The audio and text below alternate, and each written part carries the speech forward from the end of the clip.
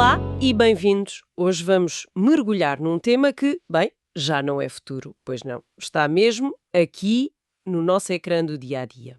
Falo da inteligência artificial no trabalho. Exatamente. E a nossa fonte é uma análise bastante detalhada sobre uma das ferramentas mais faladas, o Microsoft 365 Copilot. Sem dúvida. E a grande questão que vamos tentar responder com base nisto é: isto é só um clippy com esteroides? Uma ajudinha para formatar um texto? Ou se estamos de facto a ver nascer um novo colega de trabalho digital. Algo que pode mesmo mudar as nossas carreiras para sempre. É essa a pergunta. Pois é. E o nosso objetivo aqui é ir um bocadinho além dos slogans do marketing. A análise que temos está cheia de dados, de exemplos de empresas. Vamos usá-la para perceber o impacto real. É uma evolução ou é mesmo uma revolução? Exato, e para começarmos a perceber isso, vamos ao princípio.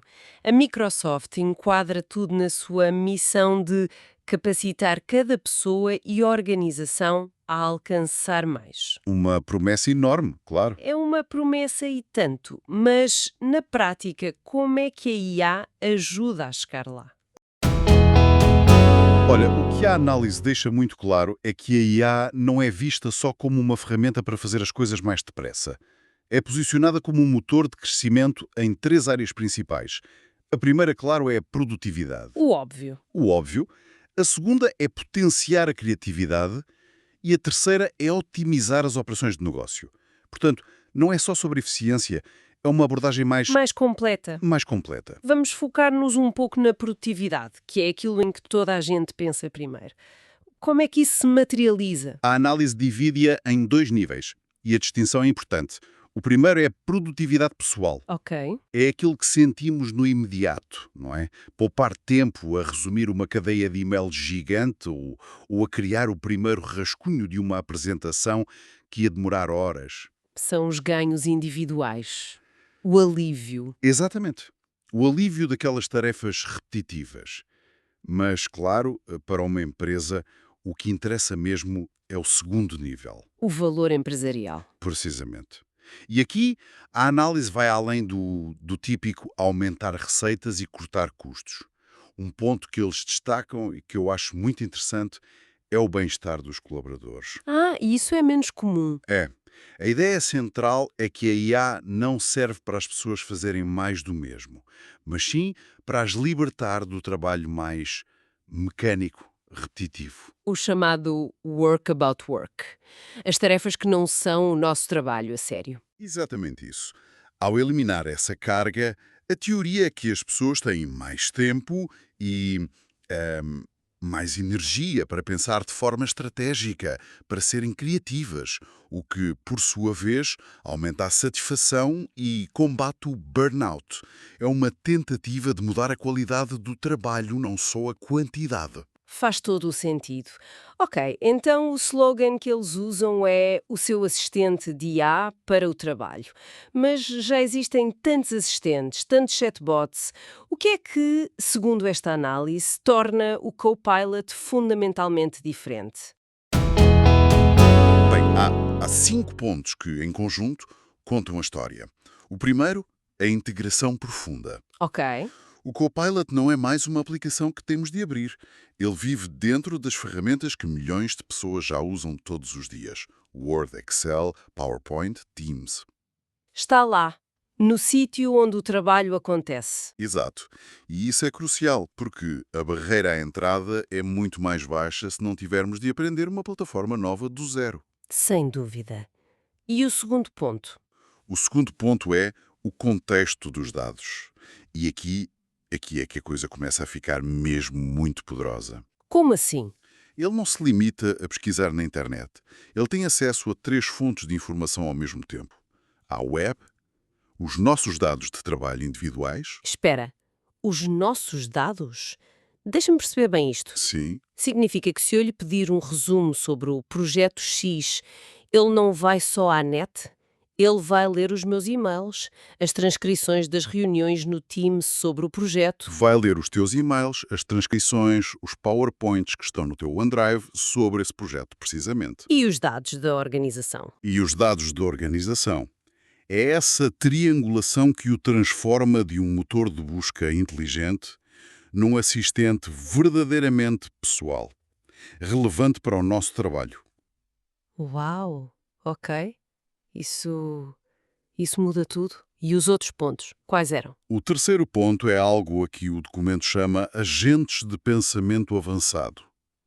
Agentes de pensamento avançado e some muito a marketing. Na prática, o que é que isso quer dizer? É um chatbot mais esperto. É mais do que isso.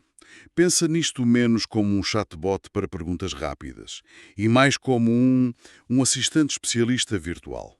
A quem se pode delegar tarefas. Exato. Delegar um mini projeto. Não lhe dizes procura isto.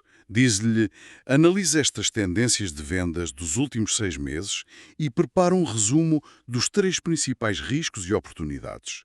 Ele não executa só um comando, percebes?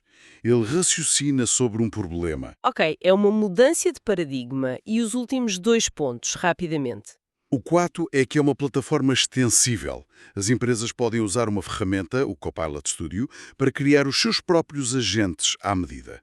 E o quinto é a segurança e a gestão, que inclui ferramentas para medir o impacto, o que é, claro, fundamental para justificar o investimento. Então, se juntarmos estas peças todas, a integração, o acesso aos dados, os agentes personalizáveis, o que isto significa, no fundo, é que a Microsoft não está a vender uma ferramenta, está a vender um ecossistema. Essa é a síntese perfeita. A integração e o contexto são a base, mas a extensibilidade com o estúdio é o que permite a cada empresa construir o seu próprio cérebro de IA em cima disso.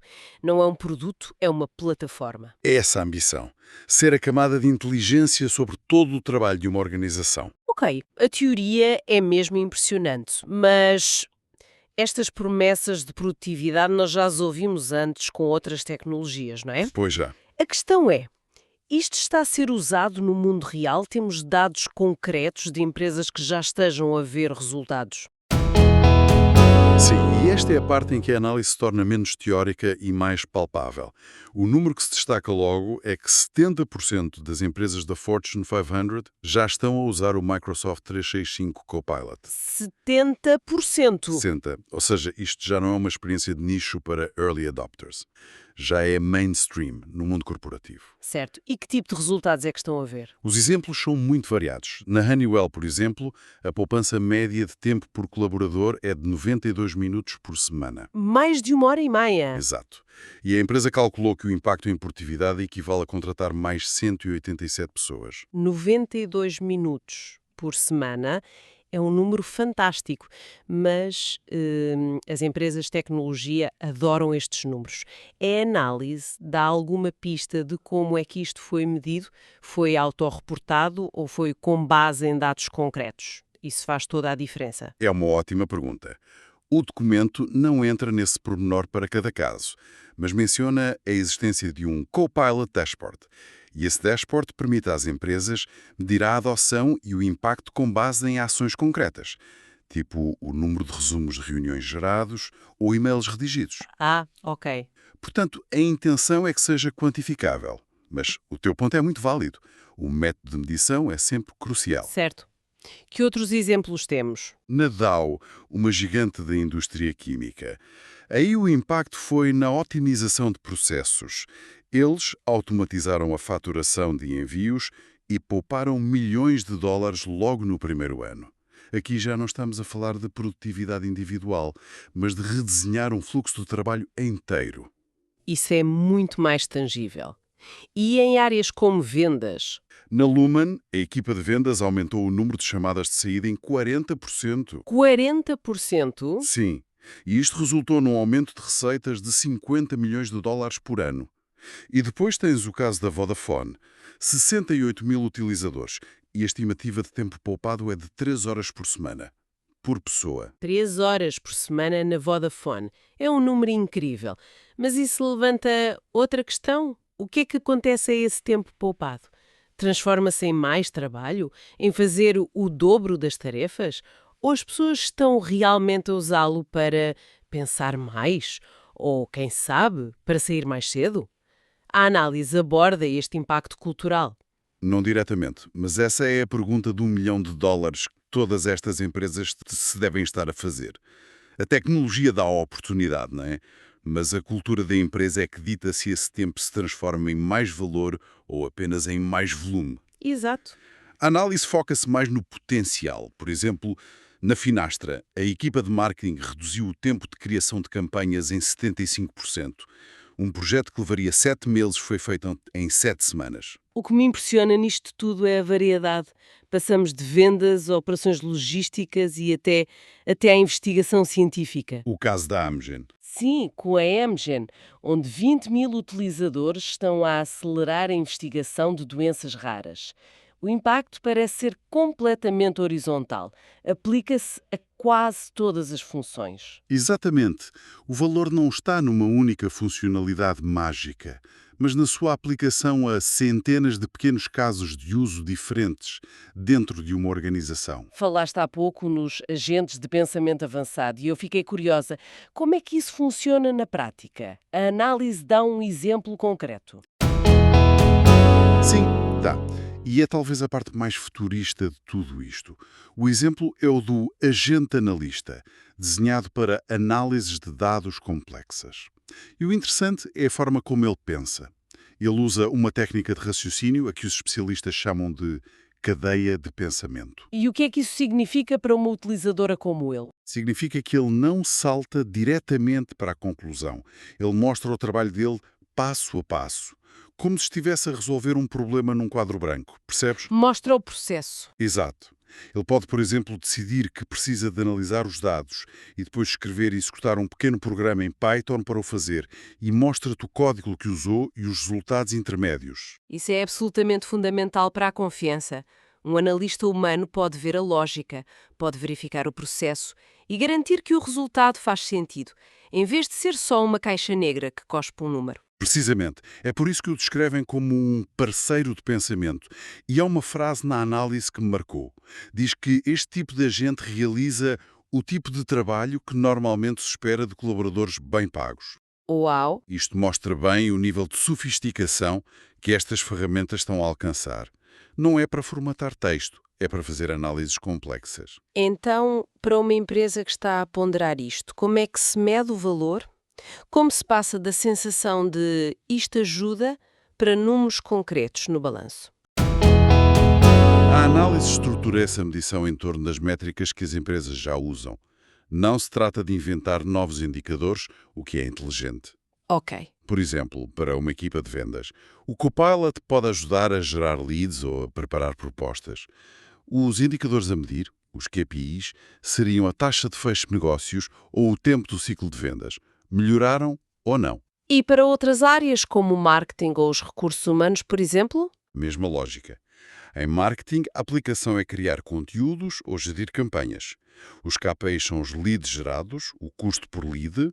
Nos recursos humanos, pode ajudar no recrutamento, na formação. E os KPIs seriam a taxa de retenção de talento ou os custos de contratação. A mensagem é ligar a tecnologia diretamente aos objetivos de negócio que já existem. Precisamente. E antes de chegar a esse ponto, há algum trabalho de casa que uma organização precise de fazer. Não pode ser só ligar um interruptor e esperar que se funcione. A análise sugere que as empresas se façam 3 perguntas essenciais. Primeira, a nossa base técnica e os nossos dados estão organizados e prontos? Lixo para dentro, lixo para fora, não é?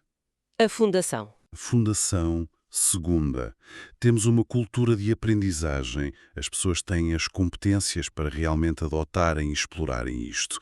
E terceira, temos forma de medir o valor que isto gera para podermos melhorar continuamente. São perguntas que vão muito, muito para além da tecnologia. Falam de dados, de cultura, de estratégia. Porque a implementação bem-sucedida é isso mesmo. É talvez 20% tecnologia e 80% estratégia e gestão da mudança. Bem, parece que chegamos ao fim da nossa análise. Se tivéssemos de resumir, o Microsoft 365 Copilot, com base neste material, não é só mais um chatbot. É um assistente de IA que se integra profundamente no nosso trabalho, que já está a ser usado em larga escala e a mostrar valor mensurável. Desde poupança de tempo a aumento de receitas. Exato. A grande promessa é libertar-nos das tarefas mecânicas para nos podermos focar naquilo que supostamente nos torna humanos no trabalho, a estratégia e a criatividade. Exato. E o segredo, como fica claro, é a combinação dos grandes modelos de linguagem com os dados específicos de cada empresa. Tudo dentro de um perímetro seguro. É o contexto que o transforma de uma ferramenta genérica num verdadeiro copiloto para o nosso trabalho.